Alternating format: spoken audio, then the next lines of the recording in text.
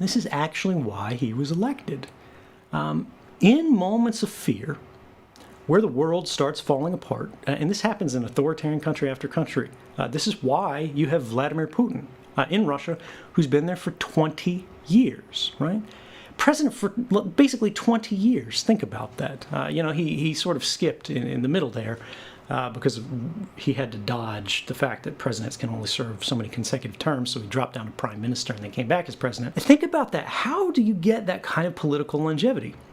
And it's because if you know anything about Russian history, which, even I don't know that much about it, the 90s, after the collapse of the Soviet Union, were an extraordinarily dark time. If you look at Russian cinema, all they had were gangster movies, right? All they had were the disintegration of society, how things are dark and broken.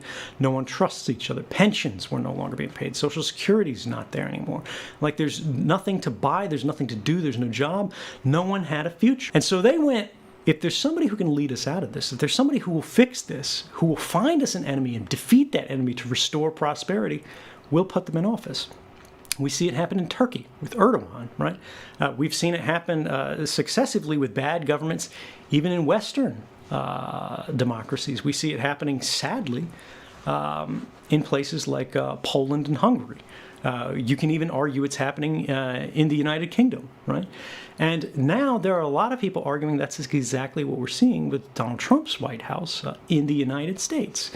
And this is the lesson that we didn't learn from 2001, is when we become fearful, we become vulnerable, right? To anyone who promises they will make things better, even if they have no ability to make things better, even if they will actively make things worse, even if they will make things better for themselves and their buddies by taking from you. But if they tell you that they'll make things better, and you believe them in a moment of fear, that typically leads to unfortunate outcomes. So sorry, let me turn this back over to you because we got way off track there. No, that's all right. I want to bring it back to the initial question. So you're working for the NSA. When do you realize there's a huge issue, and when do you feel this responsibility to let the American people know about this issue?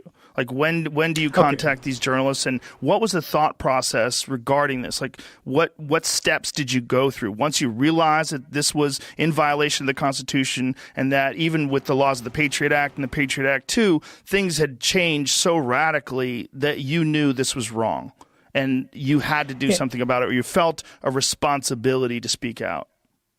Okay, so since we gave so much historical preamble, let me just give the Cliff Notes version to get us up to that.